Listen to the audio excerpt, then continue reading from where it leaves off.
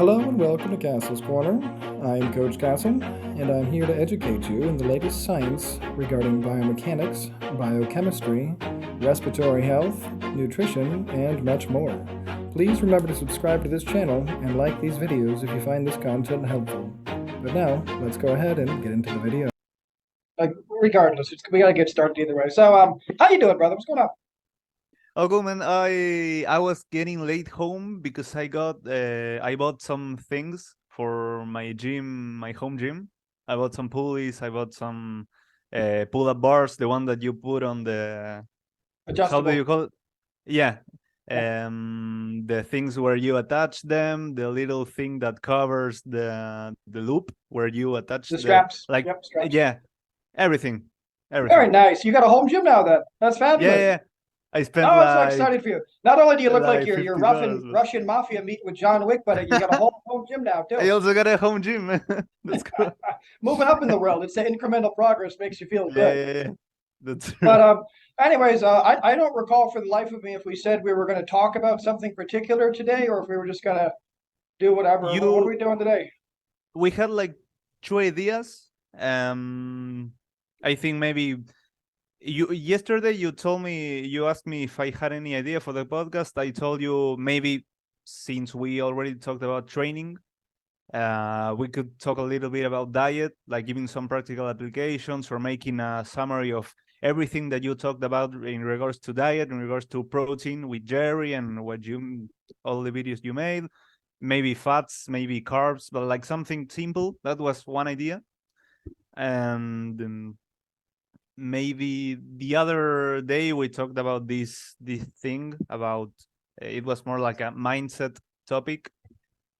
Yes. Speaking of mindset, you just reminded me that let's talk mindset. I like that because it's not addressed enough, I think, when it comes to things like physical exercise. I mean, we could just talk about, well, I don't know if this is just me being a narcissist, but I mean, we might want to talk about the mental shifts I've experienced going through all of my years of training and the phases I've had, the shifts I've gone through, and on top of the mental shifts that I've gone through, kind of unconsciously as a result of circumstance, the shifts that I've intentionally put upon myself to change my trajectory in a particular direction of my own choosing, if that makes sense. You mean like in regards to training or like Yes. in general? In like, that's interesting. Let's just get into it. So, this is a good topic. So just get into it. I don't even know where to begin with this. So let's just kind of do what I do and ramble about a large swath of topics and catch me when I say something interesting. I think it will be interesting more because the first part, I think that people already talk about it. It's good to talk about it for beginners to like you are going to feel like in your journey, you're going to have to push some of these mental barriers that they happen because they happen, but the ones that you put upon yourself, like on purpose, like you said, maybe that's going to be. I don't want to get sidetracked. Let me write down some things here so I don't get sidetracked. I didn't bring my whiteboard to try to make myself. Yeah. So. You mentioned two things, like the ones that happen by accident just because of having this journey, and the ones that you had to put on yourself to get through some things. That will be interesting even for me because I really want to hear that. So this will tie in. I got a bunch of emails about this a long time ago. I never addressed it. I mean, that's on me. I just never made a video about it. Sorry, but I remember the questions, guys. A lot of these were questions I'm going to try to answer right now. This is going to be. I hope I'll try to be concise and interesting with this, but this will be a personal story. So this is kind of a summary of my personal story of things that I've experienced when it comes to exercise and just let's say my personal journey. Now I'm going to try to keep, let's just say my personal out of it aside from exercise, if that makes sense. So we'll just talk about my mentality and exercise and leave circumstances out of it as much as is possible because I don't want to go on side tangents. So a lot of people ask me, how do I exercise every day? How do I do what I do every day? How is it possible that I do all of the things that I do? So for those of you who don't know, I'll just give you a brief summary. I'm a high performance coach. And of course, that could mean anything. But what it means to me is I use my knowledge that spans across many different domains to help people get from point A to point B as efficiently as possible. Now, this is everything from neurology, to biomechanics, to changing the person's environment, to changing the person's mindset, psychological things. I mean, it's everything from biomechanic coaching to relationship coaching to accountability to educational. I mean, that's what I do. And now that if that doesn't sound like a lot, let me assure you, it is a lot to do that even for yourself. Now, if you're doing it for yourself and you're also doing it for multiple clients and you're like me, you want to do a good job, you have to have a thorough understanding of how these things work, as well as the fact that everybody's different. So when I tell you my personal story here, it is anecdotal. Don't forget that. And also don't forget the anecdotal, meaning that it's just my version of what happened to me. And this is by no means what has to happen to you, as I have a very different personality than everybody listening to this. It's very different. And I have a very different circumstances growing up and culture and everything else. We all have different circumstances. This is why you should only compare yourself to the past version of yourself. But anyways, wrapping it up, I started my life not even considering thinking about exercise, never having been exposed to it once in my entire life. My first exposure to exercise, I believe, was actually via cartoon. I think it was Teenage Mutant Ninja Turtles was the first place I saw people actually exercise. I'm probably misremembering that, but I do vividly remember cartoons. People would show like training montages, if you will, of like characters doing training. Yeah. And I remember in movies, they always kind of harped on the fact that this person underwent a lot of training to reach this state. You think Rambo, think Commando, like Rocky. Rocky, these famous movies, Yeah. So it was always in my, well, I should also mention my parents here as well. My father was an extremely hard worker. All he did was work. And now that goes to personality as well as circumstance. He had to work that much, but he was also very industrious by nature, as am I. It means we like to work a lot. We have to work a lot or we're not happy. Some people are just like that. So when I discovered what exercise was, I thought it was cool. And I remember trying it out in my middle school gym. They kind of had like this crappy weight room that you could go in after hours and train. Usually it was only the football players were the only people you would see in there. But I went there to check it out. And I didn't know anything. I just did random stupid things. I don't remember what I did, but just random stupid things. And then I got really interested in running, not because I wanted to compete with anybody or even join a team, but I just really enjoyed the feelings of running through the woods. I used to live right in the middle of the woods, pretty much in the middle of the Adirondack Mountains. And so I used to just love running through the woods, building stuff outside, outdoorsy stuff, fishing, real by myself alone. And I really enjoyed running. So I started running a lot. Then I joined a running team. I really didn't like the running team because I felt like nobody else practiced as much as they should. So we always lost a lot. So I left the running team. I joined the football team. It was actually the same case. I practiced probably 3 or 4 times more than everyone else, and I was considerably better than everyone else. And it really pissed me off that nobody else cared about the sport or practiced. And this is when they started giving trophies to everyone just for playing. So it didn't matter how well you performed, you got a trophy for playing, and everyone was a winner. So I quit football because I was disgusted by that as well. It was really annoying to me as a kid. I remember the last thing I tried as a team sport was baseball, and it was the same thing as the first 2 times. I was really disgusted with my teammates because nobody put in the work, nobody practiced, and we always lost because they never did any effort. They never practiced. They wouldn't show up to practice. When they were at practice, they didn't give any effort. You get the idea. And I remember even back then, I was always trying to help everybody. And I didn't know anything, but I was always saying dumb shit like, come on, keep running. You can do it. Just being, I guess, motivational to everybody, but it never worked. So then I just kind of decided, okay, I'll just do everything myself, which is where I should mention my father was a carpenter as well as many other things, but he was a carpenter. He taught me how to do all that nonsense. So by the time I think I was 12 or 13, I had built basically a gym in my backyard. It was just a bunch of plywood 2x4s that I built into a gym, basically like I think a big tool shed. Kind of was a poorly built, That's cool, man. That's poorly amazing. built tool shed. And back in the day, this was before the internet and everything else. I had the newspaper clippings, so I went to the classifieds, and people had stuff for sale. And I found a weight bench with weights, concrete weights and whatever. I think it was $60. I called the guy and I traded him my Nintendo with its games and some other stuff I don't remember because I didn't have any money. So I traded for the set, and then I borrowed a friend's car and I got it back to my place. So all of this was very illegal, by the way. Uh, and started working out at home, put a chin-up bar in the corner of the gym and stuff. I started, no idea what I was doing, by the way. I had never read a book about exercise. Nobody spoke to me about exercise. I had never seen, like, nothing, never seen anyone in a gym exercising beside like the football players. You get the idea. So I was just doing anything I could copy from movies, bench press and stuff like that. I had no idea. Yeah. I Yeah, used to the listen to classics. like old school 80s and stuff. It was funny. And then moving forward from there, I then kind of did that or versions of that. I did a lot of things I don't want to get into on here, but they were all in the name of exercise, but they really weren't exercise based.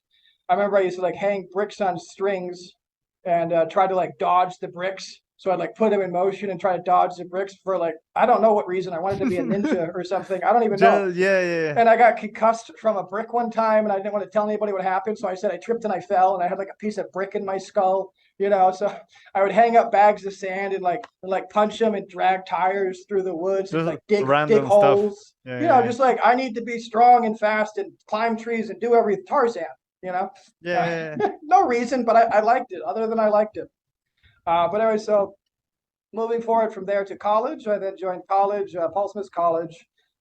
Again, I think I want to say my first year of college, I think I did exactly zero, like no form of physical exercise whatsoever. I'm pretty sure I didn't do anything besides like going for some jogs and runs and like working out in my dorm room occasionally. I was very focused on becoming a chef. I was obsessive about becoming a chef. Every minute was spent reading books, learning, cutting potatoes up in my dorm room, practicing my knife cuts. You get the idea. But then my second year of college is when I realized, I'm sorry, not that I realized they renovated the campus and they added a high-tech gym. So like all brand new everything. And everybody was very excited about it. And I went in there and was completely, I'll never forget how blown away I was by the equipment. I had never seen a gym before, like a gym. So just my shit, you know. So I was, whoa, this is like alien, like sci-fi, you know. Yeah. It really wasn't. It was just a gym. But I was blown away, and I spent obsessively, same thing. I would do my college work while I was in the gym, so I'd be reading and studying and working out obsessively. Then they added a rock climbing wall, so I started doing rock climbing as well as doing the running as well as doing that. Then my third year of college, I switched over to doing boxing, rock climbing, and exercising. I should stress during all of this time, I was going by the advice of I can't remember his name, but some gentleman who I respected. It doesn't matter who I just respected. Some guy told me you have to drink a lot of milk and you have to eat a lot of eggs if you want to get big. And I just took Okay. that like, okay, that's what I have to do. Yeah. So that's all I did was on campus was I just filled up a big gallon jug of milk at the cafeteria every day. They kind of had a way I could do that, and I would just eat foods and just that's what I did. And I never built any muscle, but at the same time, to be fair, I can't even imagine. I can't even begin to imagine how I sustained myself because I was doing 2 to 3 hours of exercise a day in college, probably 7 days a week because it's just how I am. It might have been 6 days a week, but sorry, 7 days a week. I was doing college classes 8 hours a day. I was working a job and I was doing all of my homework, you know. And there's The no grind way I never was eating stops. enough. No, there's no way I was eating enough. I don't know Yeah. how I sustained it. There's no way. I knew nothing about nutrition. I was just eating, and there's no way it was enough. Anyways, fast forward, I left there, and then I moved on to the Florida Keys after college. I got to the Florida Keys, and I was really intent on continuing to work out, but they didn't have a gym. I was on Duck Key Island, and it was an externship, but I did it intentionally. So at the end of the externship, I could just leave college. I didn't have to go back. I could stay in Florida Keys. And so I stayed there, and I used this crappy gym that they had. I actually added onto it and built a bunch of stuff and brought a bunch of stuff in, but it was the laundry room with like an extra 10 feet of space. I had like 3 pieces of equipment and some dumbbells that were all broken. And Yeah. I did my workouts there and I ran a lot. And that's why I started getting really creative. And I started learning a lot of calisthenic movements because there were some guys on the island, Jamaican guys who did calisthenics. So I would do calisthenics with them.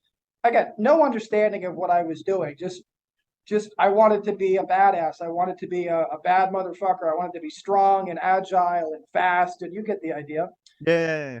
And then moving forward, my goodness, there's a lot here. Sorry, I'm not trying to keep this long. So moving forward, I got over to South Beach, where I then, it's a long story, but I was, let's just say, a well-known chef working at 3030 Ocean at South Beach, and I had access to all kinds of really cool stuff. And one of them was this really, really high-tech gym, which I took full advantage of whenever I could, which was rare because I was usually working 16-hour days as a chef. But I would finish that and I would go literally as soon as I finished work, exhausted as I was, literally burnt, scarred, covered in sauce. I would go to this ridiculously high-tech gym with all of these super rich people in there, like with makeup and dresses on treadmills with like $900 personal trainers next to them.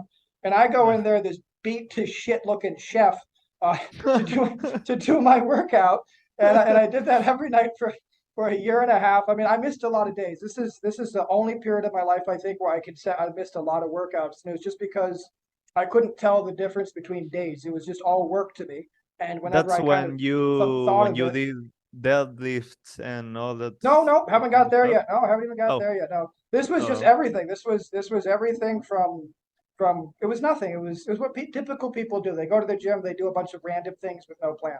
That's what yeah, I was doing. I just knew I had to do it. You know what I mean? yeah, yeah, Now, the next part is where we get to that. So then I got to Pompano. I moved to Pompano Beach. I took over 3030 Ocean. It's in Fort Lauderdale, Florida. And so then I got into powerlifting. This is where I then got into powerlifting because there was a powerlifting gym nearby and I wanted to go there. So this is where I became really obsessed with bench press, deadlift, squat. I mean, I was obsessed. I've talked about it a lot in other videos, but long story short, I was give or take anywhere from 140 to like 145, maybe 150 pounds if I ate a lot. And I was deadlifting over 600. I was squatting over 400 with good form. I'll be very clear about this, with good form, but that doesn't mean anything because they're still terribly inefficient exercises. And you get the idea. But what that did do was it developed a very robust character, a very intense physique, mindset, you could say, like just a real intense discipline to get shit done because those were already large, heavy loads. You really had to mentally prepare to not get crushed. A lot of things had to be done correctly yeah. to move these It's weights. dangerous actually. Like Well, there's a if you risk. do it wrong, and I It's a never risk used of hurting yourself if you are not in the mindset. Yeah. exactly. Well, especially again, it goes back to breathing, bracing. I didn't know anything about breathing or bracing properly, but I knew the basics. All that stuff. I never used a belt. I always kind of sneered at people who used belts and things like that. I never considered it to be very sporting to cheat like that. But anyways, so moving forward from there, I then entered my strongman phase because I didn't like the people at the powerlifting gym. They all started to annoy me because they all started. They really wanted me to like join competitions and stuff, and they were really getting annoying about it. And some of the like me and some of the members just really didn't get on very well, and I was worried it was going to become a fight. So I was like, it's a lot better. I prefer training alone, anyways. And at the time, I was enjoying building gym equipment as it was. I was in the process of building a home gym because I like to work out alone. So I just switched over to permanently at home, and this is where I then started strongman. So this is me moving Atlas stones, big rocks like 300 pounds, lifting up Yeah. trees, these kinds of things, moving cars. You get the idea. Now, this time, this is probably when I got to be my heaviest. I don't think I've ever been heavier than then, but this is also when I was taking a lot of steroids at the time. So I was taking, I'm not going to get into it, but I was taking a lot of steroids. Well, I shouldn't say that because you guys will take that out of context. When I say a lot of steroids, I'm talking about in comparison to what I consider to be healthy. So a lot of steroids for me is something like doubling your natural production of testosterone would be a lot. Now, this is not what most people do. Most people do 5, 6, 7, 8, 9, 10, 11, 12 times is how many steroids they will take chemically wise. Now, I'm not gonna get into steroids. I'm not gonna deviate on this, but guys, when it comes to steroids, Yeah. less is actually more, provided it's the actual drug number one, provided that you're doing the correct amount and you're cycling correctly and your schedule is correct. Less is more because you don't have the high estrogen conversion, you don't have the side effects, you only have all the benefits. So I'm not going to get into it now, but when I say a lot, don't take it out of context, guys. When I say a lot, it's nothing even close to anything any random gym bro would be taking in the gym. Not even close to those numbers, even of a random gym bro. Just so we're clear. I'm talking just to be clear with my wording. Now, moving forward, even with all of that, I was eating everything in sight. I had very limited knowledge of nutrition, but I was getting a lot better with my knowledge of nutrition at this point. This is when me and Jerry Branham were starting to talk. For reference, this was about 8 or 9 years ago, guys. Just for reference, at this point, it was 8 or 9 years ago. This is when I started learning about nutrition. I started eating a ton. We're talking 7,000, 8,000 calories a day. I was exercising an hour or two a day. There were heavy workout. Oh, sorry. I was taking 2 days off a week at this point, more rest, and I was getting a lot bigger. But I was also getting really uncomfortable too. I didn't like it. I didn't actually like being that big. The biggest I ever got, the day I stepped on the scale, I was 150 or 150, 252. Sorry, I was 252. I stepped on the scale. I was actually like, oh, I am a giant. I'm a big man, but here's the thing. I looked in the mirror and no, you're not. You're not 250 and shredded and athletic with veins and muscle striation. I was 250. I was doughy. I had very little muscle definition. I was a big bloated guy, basically. Now, I mean, to most people, I'm sure I looked very normal or even athletic. I did not like it. I didn't like being that big. I didn't like not having definition. I didn't like the feeling of being that big. I didn't like having to force feed myself. You get the idea. That's right. Moving forward from there, I did that for roughly about a year and a half, maybe 2 years, shady on time, but something like that, which is when I ran across Mr. Doug Rignoli, who we all know and love. Well, we all know, unfortunately, his passing, but we all know and love Doug. Now, when I ran across Doug, I think I've already told the story again. I'll tell it again real quick. He actually thought I was a raging psychopath. When I probably came across his one when I first met him.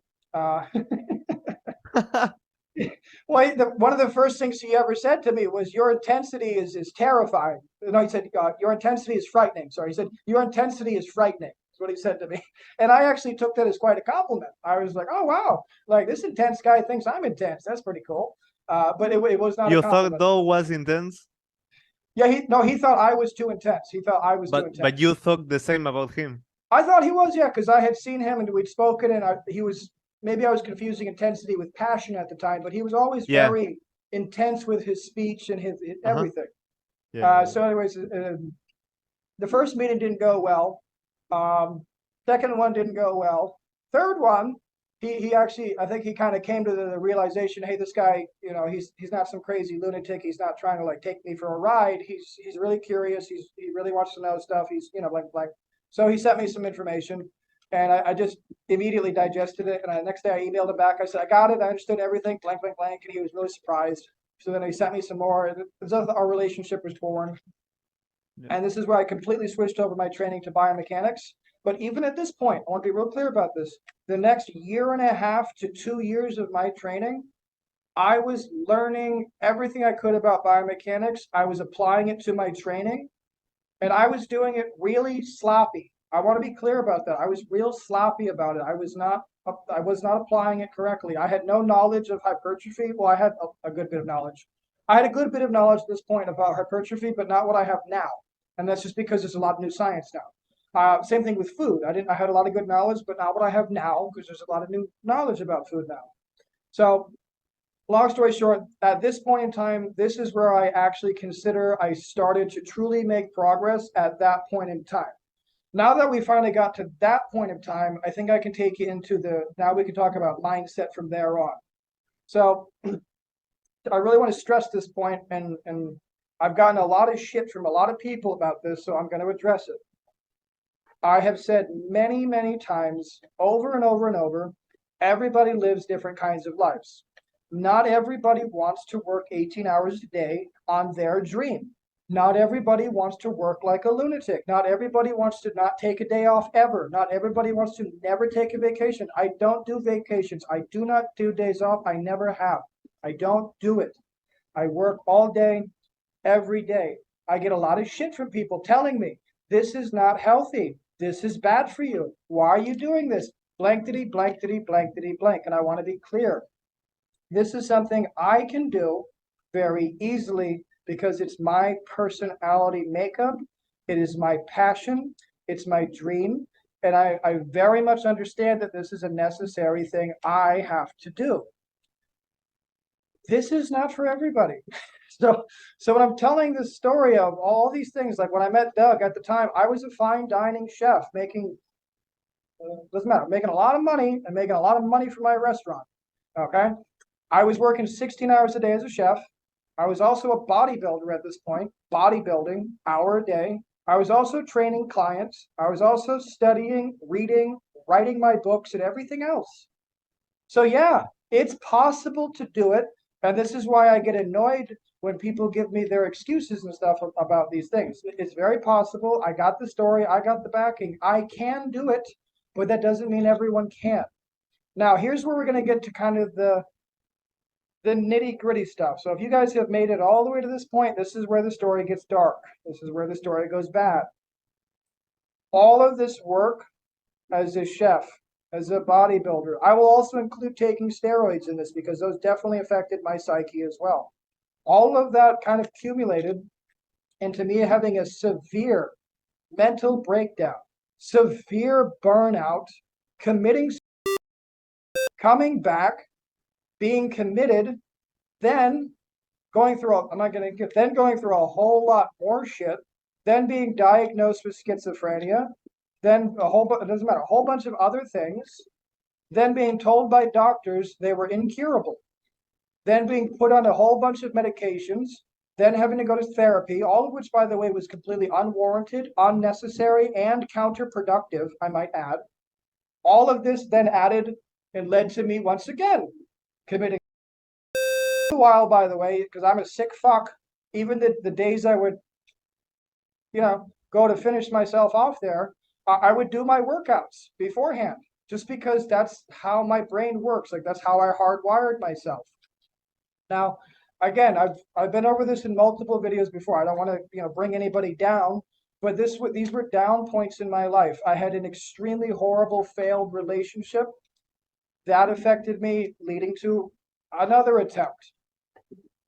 All of this time, my training was unceasing, as was every other aspect of my life. But the reason I'm saying that is because of all of those aspects, because I was uncompromising in my workouts. I did my workout every day for an hour or two because I was uncompromising. I must do my cardio. I was uncompromising with my work schedule. I never slept. I never relaxed my central nervous system. I probably never even breathed correctly for a decade. All of that led to me completely and utterly, I can't believe I'm still alive, utterly destroying myself, intentionally destroying myself many times over. And the cognitive dissonance I was experiencing was even while I was in the process of completely destroying myself, I thought I was making everything better. And I was just making it worse. And the more I tried to make it better, the more effort I put in, the worse it got. So at this point in time, anyways, I'll try to bring it back around a little bit more light here. Around this point in time, this is when I stopped doing pre-workouts, by the way. No more pre-workouts. No more caffeine. No more any of that stuff. I do caffeine now, by the way. I should say that, but in moderation. No steroids. No caffeine. No pre-workout. I would no longer spend a majority of my day hyping myself up to go to the gym. I would no longer obsess over going to the gym. I just said, okay, I have to go to the gym. Today is arm day, and I'm going to go do this with some good intensity. That was my new mindset because I had new biomechanical knowledge. So here's how I screwed myself with that. At this point in time, I screwed myself because my approach to the gym was correct, but I had no information about hypertrophy that was actually helpful in conjecture with the biomechanical principles. So I was going to the gym, and I think at best I was maintaining. There's no way I built any muscle for about a year. I mean, I'm sure I built some, but not enough to matter. Less than the minimum. Yeah, it was just maintenance basically. And that's because I was completely and utterly exhausted. So I couldn't even bring energy to my workouts. Again, that would go back to my diet and me still not sleeping correctly. Now, when I finally then started you blinked out, bud. Oh, wait a second. I think my phone it's stuck. Wait, it's okay. Just a second. No worries. I'll just keep talking. You're still there anyways. No worries. Oh, sure. So, excuse me, I'll take a break 1 second too.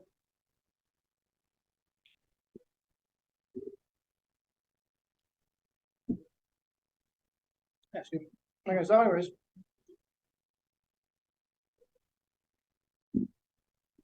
the reason I'm saying all of this is because I made a lot of different mental shifts over the years. Most of them were not by choice. However, at this point in my life, about 7 years ago, This is when I started really consciously making choices, consciously, intentionally doing my best to direct my course of life through my actions. So basically, I was being intentional in regards to what I wanted.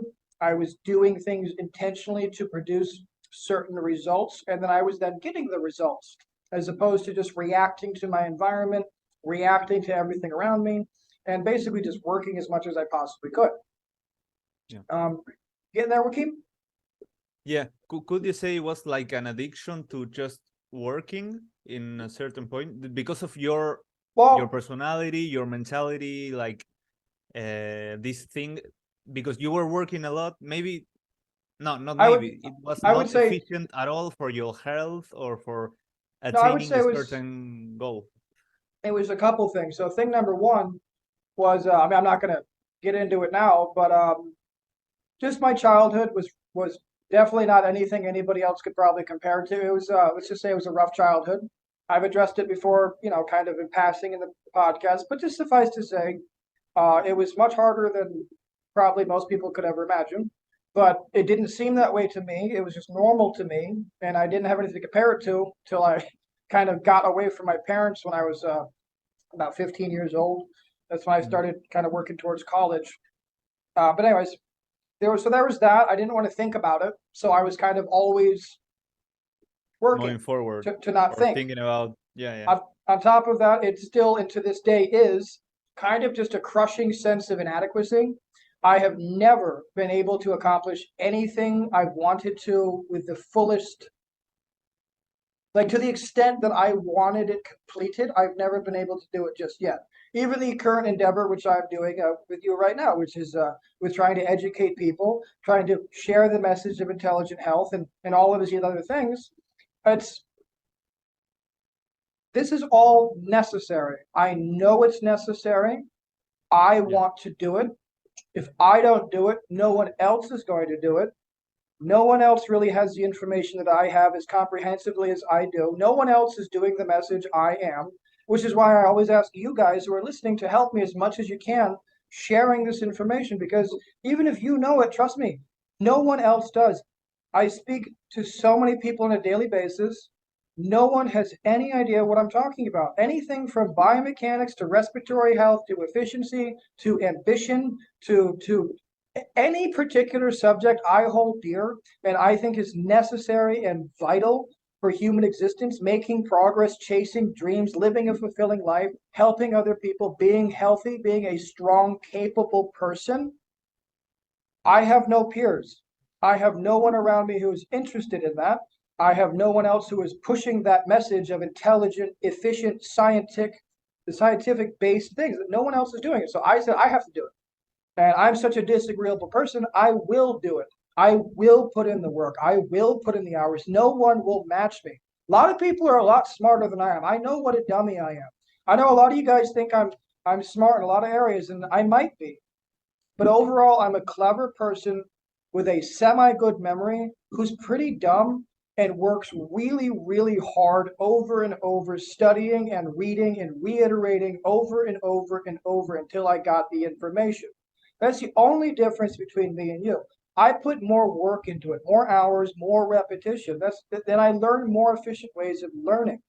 But I do it for my end goal. I do it because I enjoy learning, but I also do it because I know how necessary learning is. It is critical for my goals. I'm too stupid. I'm too slow. I'm too inefficient. I do not have enough content. I have not put enough information out there yet. There is so much more to do, and it will never stop. And I will not live my life with regrets that I did not do the best that I could.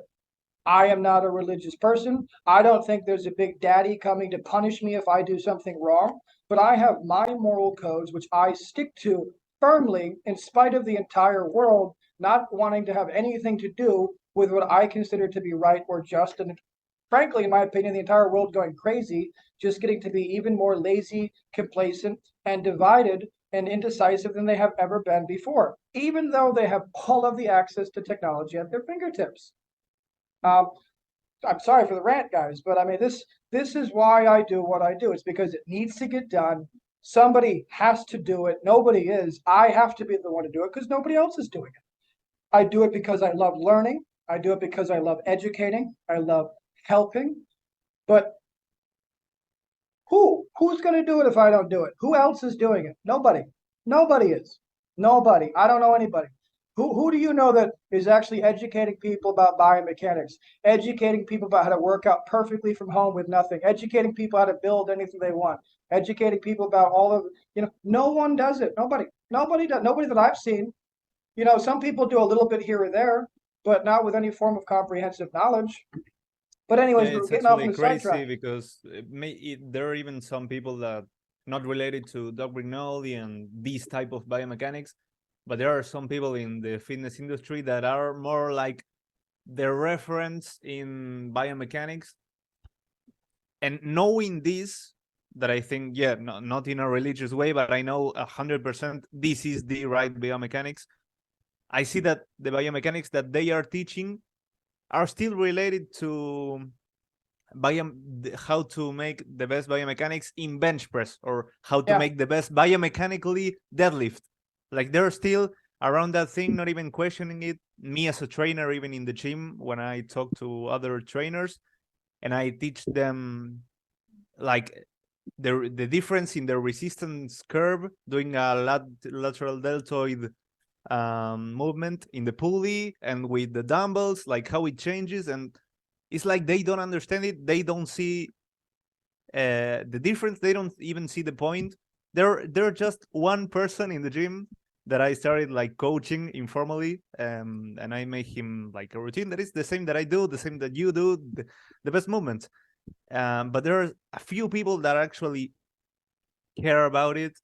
I think you have to make like a mental shift to want to understand this, and it took me a while ever since I discovered Dark Greenoli and this thing, until it like penetrated in my mind and I actually understood it and I said it's 100% this way. It was like a process, like destroying myths. And Well, I should say I wasn't even trying to do this, but I should say this now actually, is you're giving me a great chance to plug my new book. So once again, guys, I've written a new book, and this is a record. The book has been written in 5 days. So yeah, that's a record for me. My first book took me 3 years. So anyways, I wrote this, but it was a challenge. Again, it goes back to my mentality shift, I suppose. I'm constantly challenging myself to do things better, faster, more efficiently, more constrained.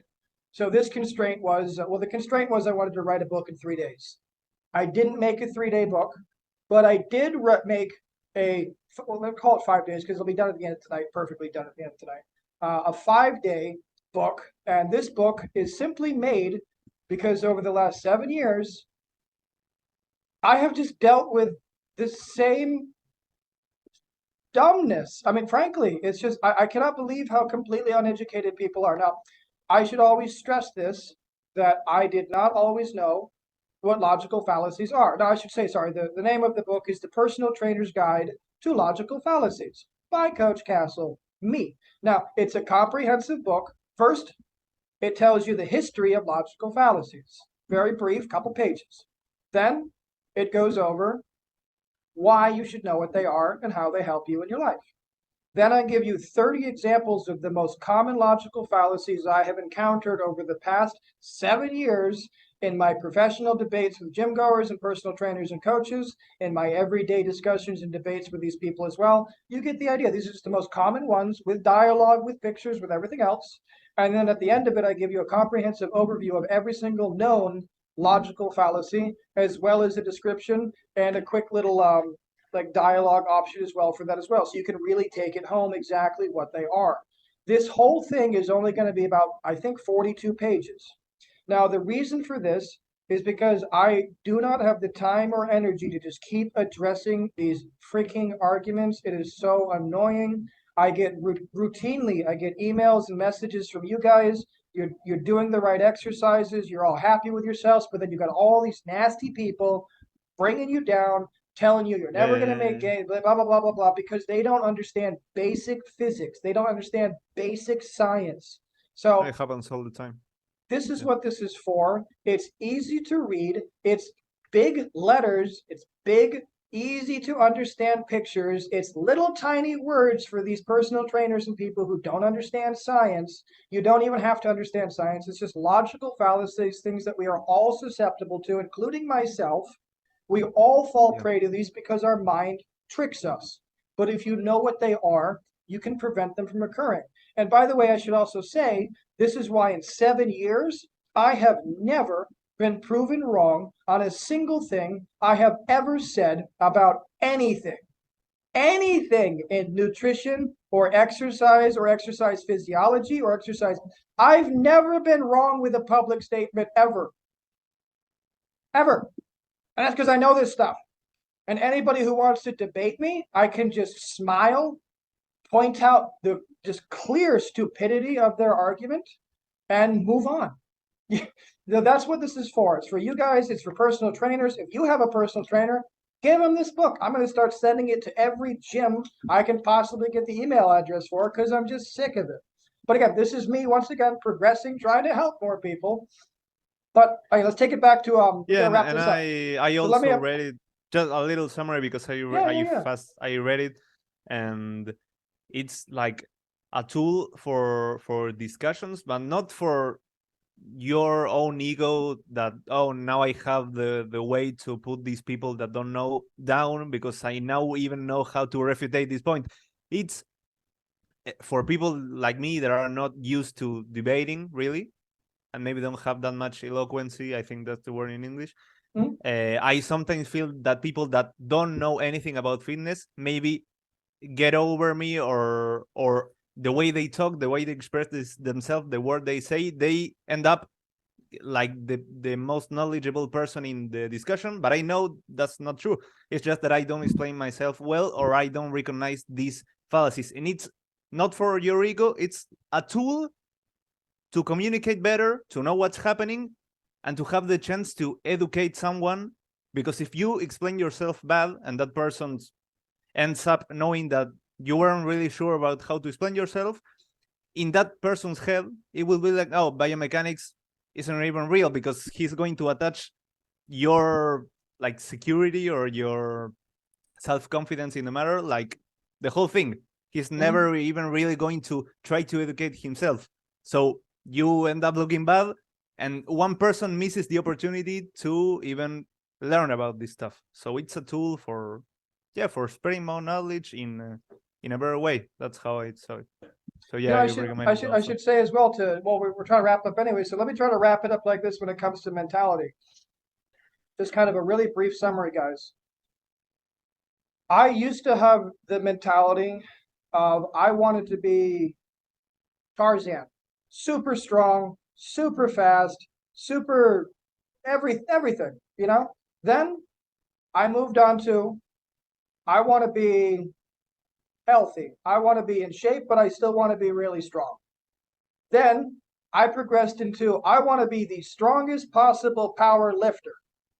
But my methods and everything else didn't align, so nothing was working there. Then I progressed on to I want to be a strongman, kind of, I guess, tying in my Tarzan days with my powerlifting days. I want to move boulders and trees and pick up cars because it was a challenge. It was very fun. No one else was doing it. But even that, I was doing that while at the same time trying to attain a bodybuilder physique. That doesn't make any sense. I was doing those things hoping to achieve a bodybuilder style physique. You know what I mean? And that's obviously not going to happen doing those things. Then I progressed into doing biomechanical movements. Now, here's the problem. When I started doing the correct movements, number one, I wasn't doing them right.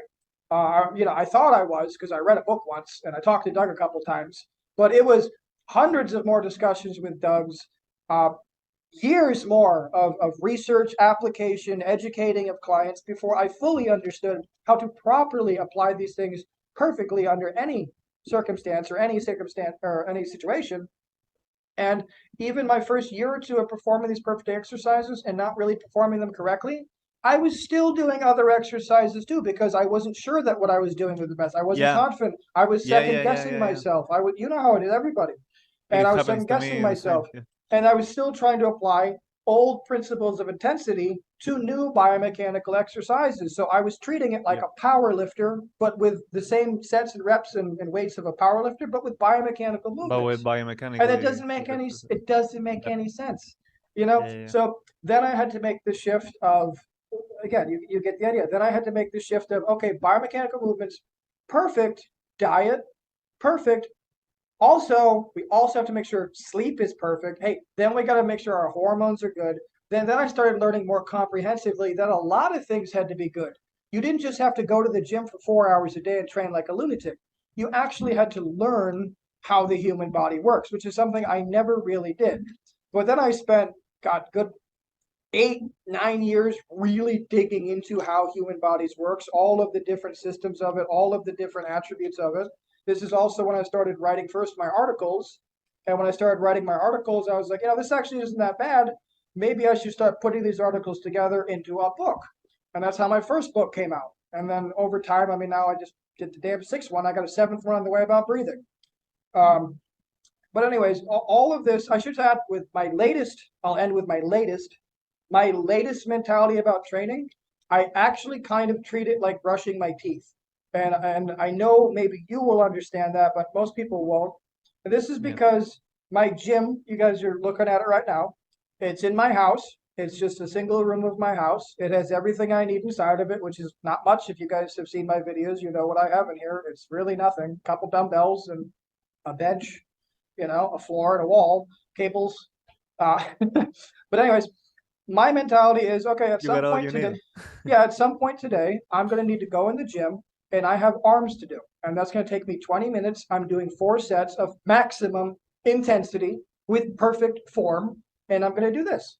Now I come in here, and when I come in here, I kind of switch off a little bit. I'm like, okay, well, now stop thinking about that. Now we just think about workout. I usually put on a comedy podcast or live comedy. I particularly like dry bar comedy.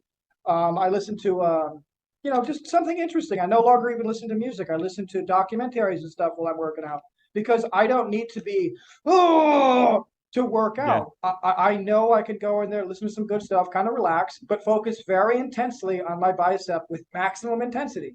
I don't feel the need for pre-workout. I don't feel the need for caffeine. I sleep enough nowadays, so I don't need that. That's part of maturing in the gym also, and it's part of this mentality shift. When you mature here, you don't have to do certain exercises to be appealing to anybody. You don't have to be in that mindset of Rocky, Rambo, and doesn't really make sense. But that was me. For the longest time, it was me also. I know it was it's everyone.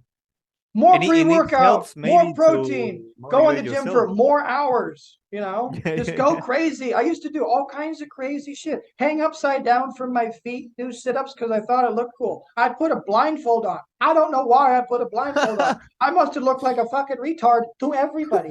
I thought I was cool. I thought I was hardcore. I used to pull a truck with my teeth. What did that do? It gave me neck problems. What's the point? We all do stupid stuff. So let me do the stupid stuff. I've already done it, guys. Don't do it. I'm telling you what the best way is. I'm telling you, don't go to the gym like fucking Rambo on cocaine. That is not productive for a good workout. In fact, it's counterproductive because I'm not going to get it, but it's counterproductive. What you do want to do is just treat your workout like I got to do laundry today. I got to do the dishes. I'm going to go in there, do the best exercises, which I know are good, with the right level of intensity, with the right weight selection, and with the right number of reps, sets, and frequency. And I'm going to do it a couple days a week. It doesn't even factor into my day. I also do stretching. Doesn't factor into my day. At the end of the night, when everything's done, my lights go off. I do my stretching before bed or in the morning, depending. I do my breathing. Doesn't really factor into my day. Again, these are just a couple minutes here and there that I use as like mini breaks. Most of my day is just nonstop work, nonstop clients. I no longer literally think about my workout. It's at 5 o'clock. I'm doing legs. I have to get hyped up. I need to have these meals. I need to have this amount. I can't eat half an hour before my workout because it might affect it. I need to have I don't do that. I don't have a protein shake right after my workout anymore because I understand how the human body works. None of this is necessary. It's not necessary. Well, Joaquin, I gotta get going. Sorry. But sorry to always end like that, but I always run over on time. Sorry. Guys, I hope you found this podcast helpful. I'm sorry it's just kind of a very personal and narcissistic ramble about myself, but a lot of you guys asked me a lot of questions about me, and I'm a very private person. So now you got some answers in this podcast. In case you guys want, my book is for free the first week. So if you guys want my new book on logical fallacies, all you have to do is hit the description below. My email is right in that description. Send me an email, say, Castle, I would like your book. I will send it to you for free for the first week. After that is up on my Etsy store. And here's the thing, oh heavens no, when it's on my Etsy store, it's going to be $8.99. So if you want to support me, you can buy a digital version. I get like $5 of that. Cool. For my money to support my studies, my research, and keep making videos like this. If you don't want to support me, or perhaps you don't have the money, let me know ASAP. I will send you the book for free, digital download as soon as you want it. You can have it, you can read it, enjoy it, use it, learn from it. If you want any of my other 5 books or any of my other coaching tools, there's a lot of them, or you want to hire me as a coach for like a month or 2 months or 3 months, which by the way is more than enough, or you want a single comprehensive plan, it's only $500. Let me know. Hit me up. Same thing. Send me an email. Joaquin, if you have any questions for him, he is now going to be working with me. Sure. So Joaquin will be working with me. Send him your questions. You can also harass him. His email will also be in the description. And guys, I'm going to be attempting to take my YouTube channel and take it to the next level. So the next thing I'm going to be doing, as I've already mentioned before, is trying to make this more of a community for everyone. So I would really like people to start having more of a voice. I'm going to start doing quizzes on the content side. I'm going to be doing a lot of different things that I haven't done before, trying to bring a community together, make the channel bigger, educate people better. I'll be doing live streams with a bunch of different other coaches, and you get the idea of scientists and stuff to be just discussing for you guys to listen to. All of this is getting done for you guys. So let me know what you think about all this. Leave a comment. Please remember that anything you can do for this channel is helpful. Even watching a video till the end, liking the video, sharing the video, commenting a smiley face on the video, all of these things are tremendously helpful. And again, if you'd like to work with me or you'd like any of my stuff, it's in the description. Thank you guys very much for tuning in. Joaquin will be chatting in just a moment here, bud. And everybody have a great day. Every little bit counts. Don't forget, get your finger exercise in and help me out at the same time. Like, share, comment, and subscribe.